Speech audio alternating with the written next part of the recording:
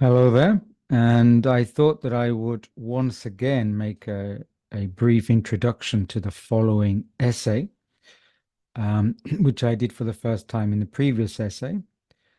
So I thought it's nice to kind of, you know, personify the essay by making a brief introduction before it's read or listened to. And this particular essay is called The Energetics of Equilibrium, Inertia, and Evolvement.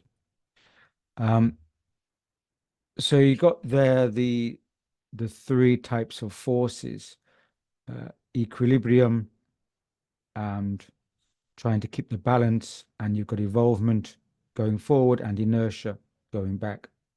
So this is a theme that I've touched upon several times in the recent work, trying to give a context for what may be occurring at some level within the material physical forces that are going on around the world.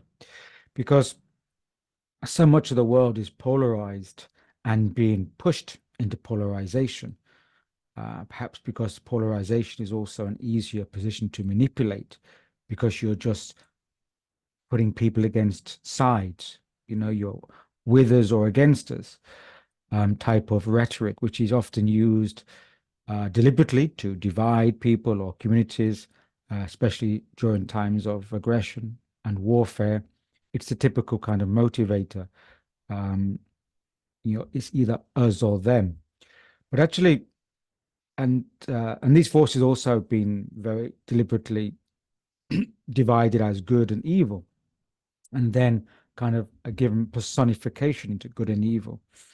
Of course, there are people who commit good acts and evil acts, but on a macro scale, there are these forces that operate within the energetic and the physical realm. But they're not just forces of polarization. Um, and this is why we get often the notion in certain sacred literature about the Trinity, the Father, Son, the Holy Ghost, for example, in Christianity.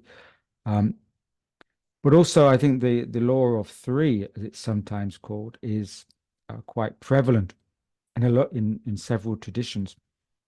The notion that it's not just a couple of forces. And in the essay, I make mention of, well, even in our physical sciences, we have the idea that our basic structure is held together by three forces: positive, negative, and neutral, because we have the proton, um, which is the positive. We have the electron, the negative, and the neutron, the neutral. So, and all the combination of those forces, positive, negative, and neutral, creates some type of uh, dynamic equilibrium. So it's in movement all the time because atoms are never static. They're in movement all the time, but there's different arrangements to move from different states. But often, in those states, you have to maintain a dynamic equilibrium. And so I'm talking about these forces are also operating the world. And I mention the law of three as it was put forward by the Armenian mystic George Gurdjieff or Gurdjieff. And um, and Gurdjieff talked about, he named the three forces the wholly affirming, the wholly denying, and the third force is the wholly reconciling. And in these traditions, the third force is absolutely essential because you don't have this dynamic equilibrium or the reconciling. So otherwise, you're just left to go to either the extreme, because the extreme of the wholly affirming could get into out of balance by being too chaotic with energy, and the wholly denying would get the reverse. It would get a kind of breakdown through complete inertia and stagnation. And so you can't have an extremity of either one. You need some of the third force to create the reconcilement or the dynamic equilibrium. And similarly, as I mentioned in the essay, in the tradition of the Kabbalah, there's the notion of tikkun. And tikkun means a kind of restoration. And that often in the Kabbalah, it says that we are here, or humanity is here, to play a role in this sacred restoration, the reconciling of the dynamic forces, to create a kind of dynamic balance to move through. And that's why in any kind of genuine sacred tradition or tradition of development, it's very important that the person, before they enter a path of initiation or a path of development, they already arrive in a state of equilibrium. Because if there's an emotional, psychological imbalance, then they're not ready to start the path. Although today, in many of our kind of mercantile marketplace of spirituality, they accept people of all different states because they're offering a product. But really, we need to work on our stability in life. So the essay is dealing with that, really, those themes, and how these forces are all necessary. Even the denying or the forces of inertia, they're necessary because without them, you wouldn't have a counterbalance to the other forces of affirming or evolutionary. So you need to keep everything in check in a balanced way. Just like, in a sense, nature keeps itself in check in its own kind of dynamic, self-organizing way. And the last thing to say is that at the end of the essay, I talk about the problematics of a kind of deeply materialistic, technocratic society and civilization, especially one within a kind of technocratic tyranny, is that the extremity of materialism and automation and technology is that it tends to want to contain everything because it's all automated. It doesn't allow for elements outside of its system because they are the unknowns. And so they want, a mechanical civilization or a mechanical automated system needs to have everything known and contained. And so the deeply technological or technocratic path is one that inevitably would lead to inertia and breakdown, because if everything's contained and it's a closed system, no energy is coming in. And we know from the law of energies that if there's no energy coming into the system, it will eventually, through entropy and inertia, break down. So highly mechanical civilization doesn't have a long-term pathway, because you need to allow energy in all the time. And in some ways, the metaphysical energies or the transcendental impulses are these energies coming in to sustain systems. But, a highly material culture and mechanical culture doesn't recognize these metaphysical, which simply means beyond the physical, these beyond physical energies coming in.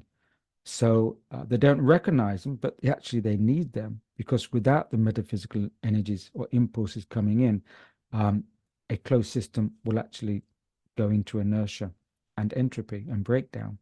So we need to recognize the metaphysical forces, and if we just put our vision on a completely mechanical future, then that is not equilibrium nor developing. So these are the issues that I talked about in the essay, and so I thought I would introduce them myself, and now allow you to read and listen to the essay and make your own conclusion. So enjoy. Until next time. Cheers.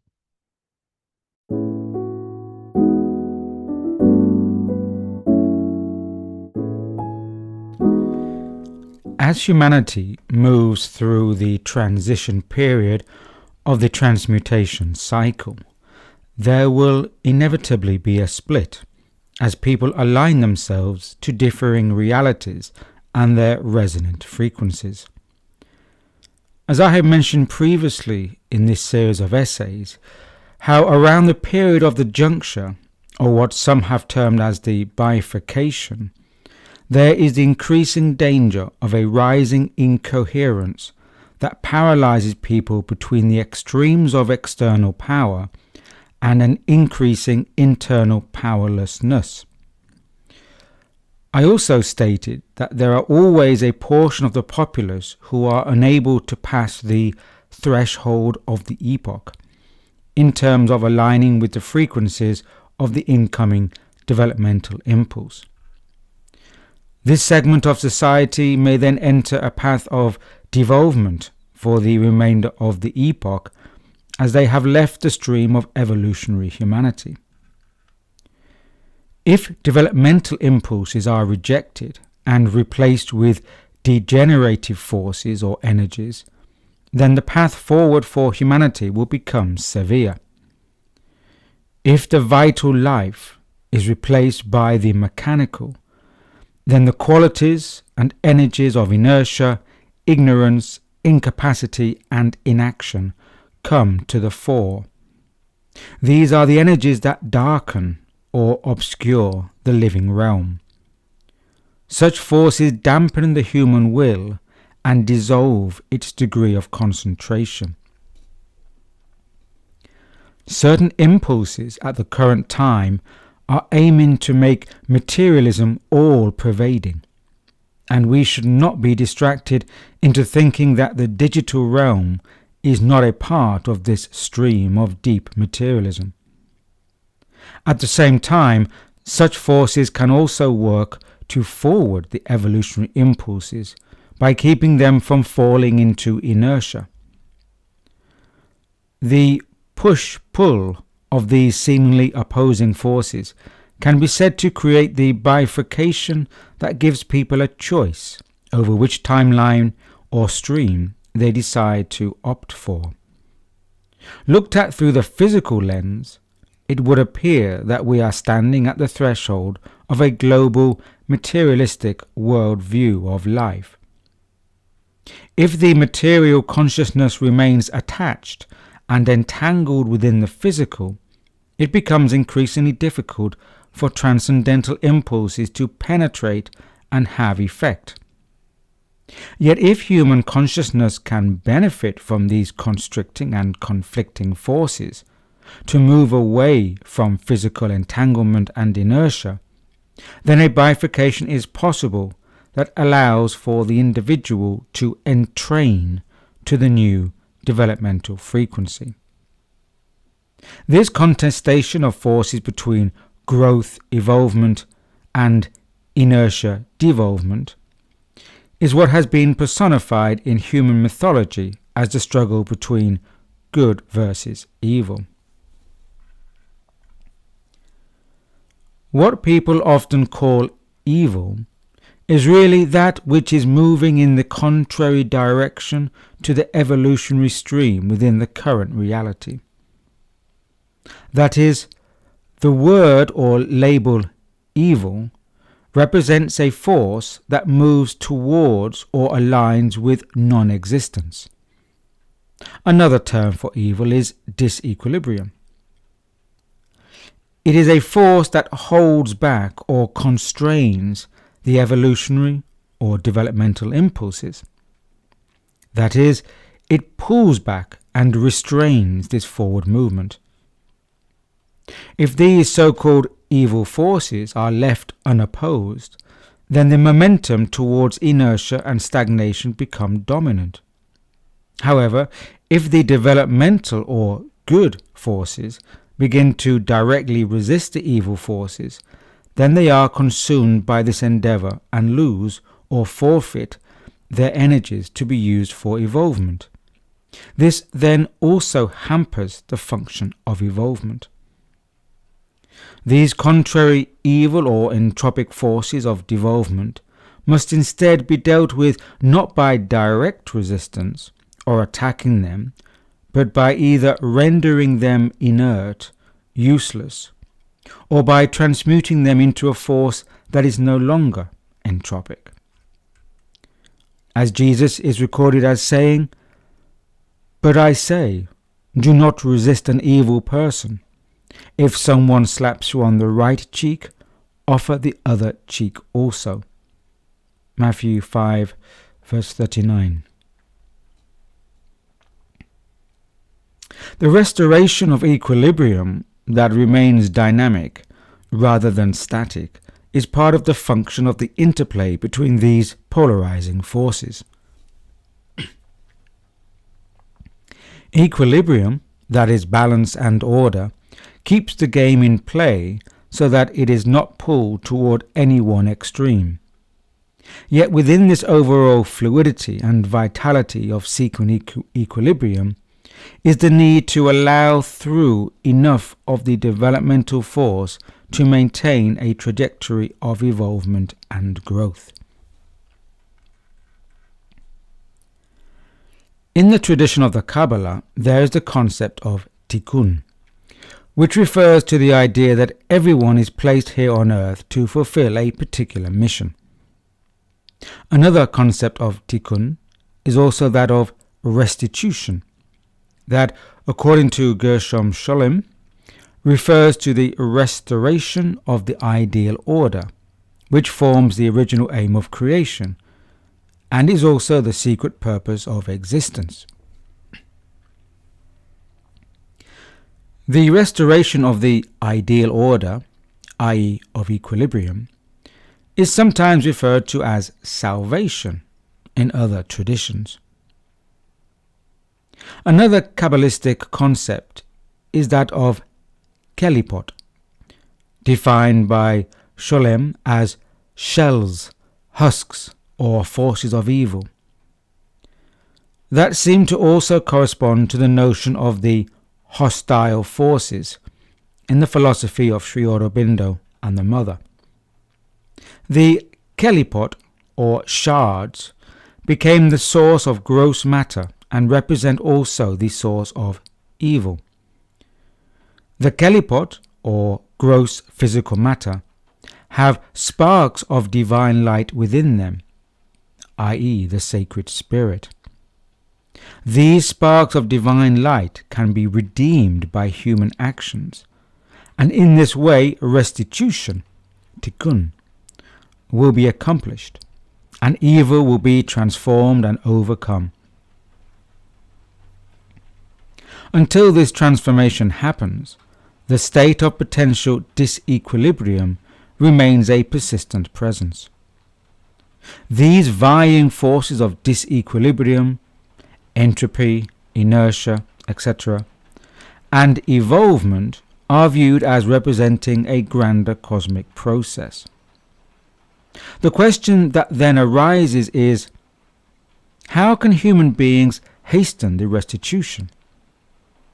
And this is where various inner developmental or spiritual teachings come into play as an attempt to steer people into, at the least, living a balanced life, and, if when possible, to participate consciously in the stream of advanced evolvement.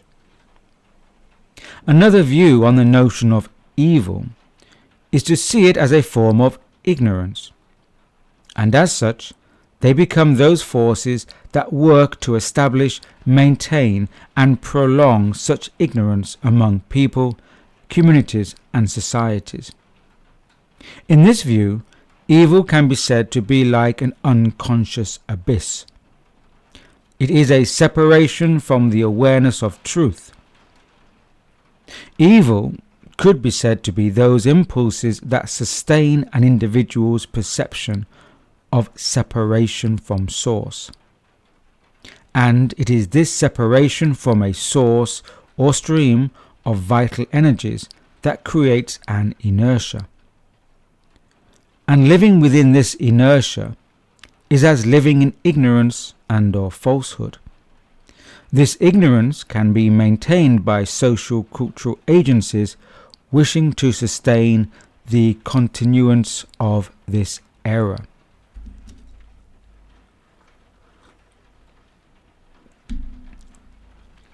Yet life, within the density of physical matter, inevitably contains this error or falsehood, for this is the nature of the vibratory realm of matter. As such, error or evil has its necessary role to play within the whole. In other words, it is a necessary force within the cosmic structure and its processes. The unconscious, the abyss, requires to be equilibrated and harmonized with all opposing points of consciousness. Perhaps this cosmic play is about returning to a state of equilibrium. As such, all such forces are indispensable within the life of the cosmos, as well as within the great work. Transmutation and evolvement are not possible without vying forces of different charge and influence working in dynamic relationship. The same applies to the very constituent parts of materiality. For example, atoms require the positive charge, proton, and negative charges, electron, to be equilibrated in relation to the neutralizing forces, neutrons. In a similar way, the philosopher-mystic George Gurdjieff describes this relationship through the contesting forces of wholly affirming, the positive, and wholly denying, the negative, leading to a wholly reconciling, the neutral or equilibrium.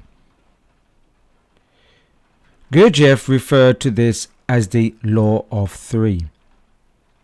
In this context, we can see how the intermingling of contradictory impulses, such as matter and spirit, is necessary in order to seek resolution that would not only be an integration of these contradictory forces, but at the same time a synthesis greater than the sum of their parts.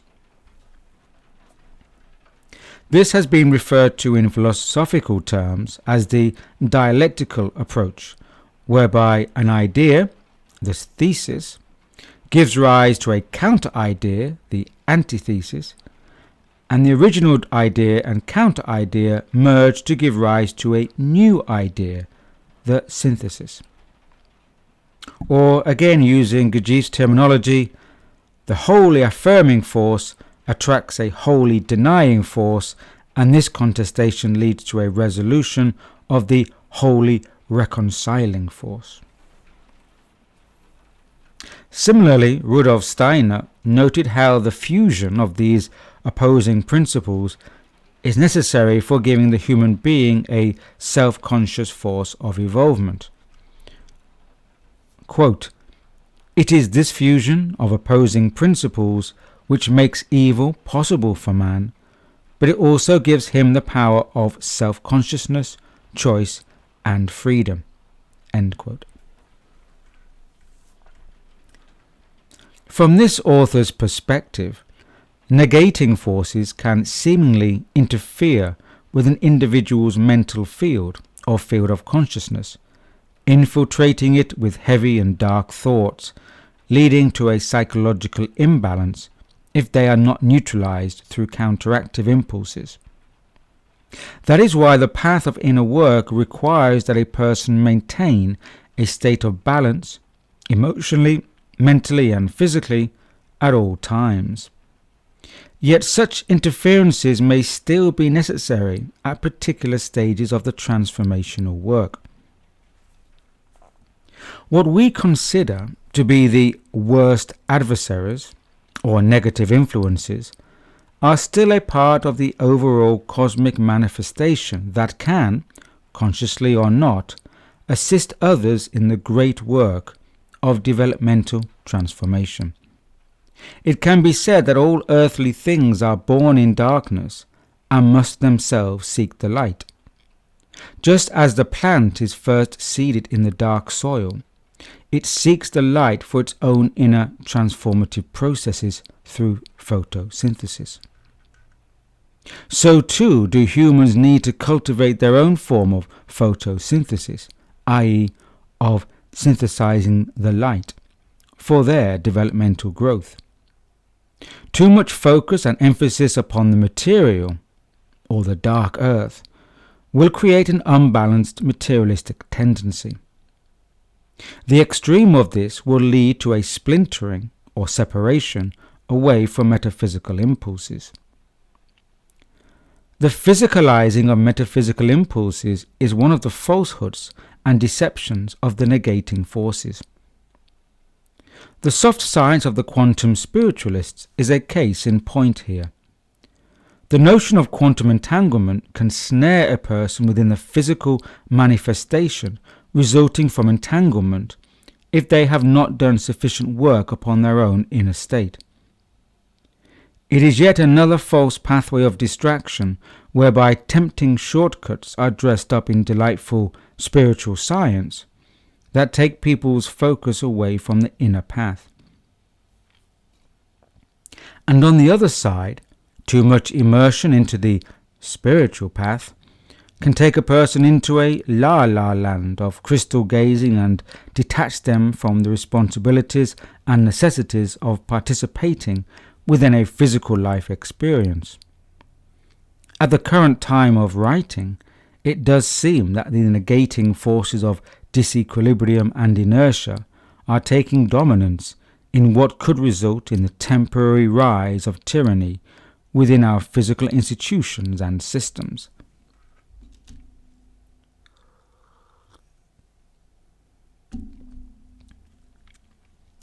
The power structures that come to constitute a social totalitarian order attempt to create a cultural narrative with the aim of presenting their system to be in agreement with a natural human order as well as a universal order.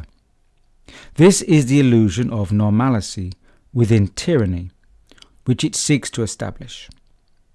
In other words, the forces of chaos or enforced rule present themselves as a form of natural order. This is chaos and inertia masquerading as order and development. The external world of physical existence attempts to impose itself over the metaphysical order of beingness. And yet, as Václav Havel presciently noted, quote, "The whole power structure could not exist at all if there were not a certain metaphysical order binding all its components together, interconnecting them. This metaphysical order is fundamental to and standard throughout the entire power structure. It integrates its communication system and makes possible the internal exchange and transfer of information and instructions. This metaphysical order guarantees the inner coherence of the totalitarian power structure. It is the glue holding it together, its binding principle, the instrument of its discipline." End quote. The world of appearances is not without its unseen forces, offering their energies of contestation, whether these be classed as metaphysical or not.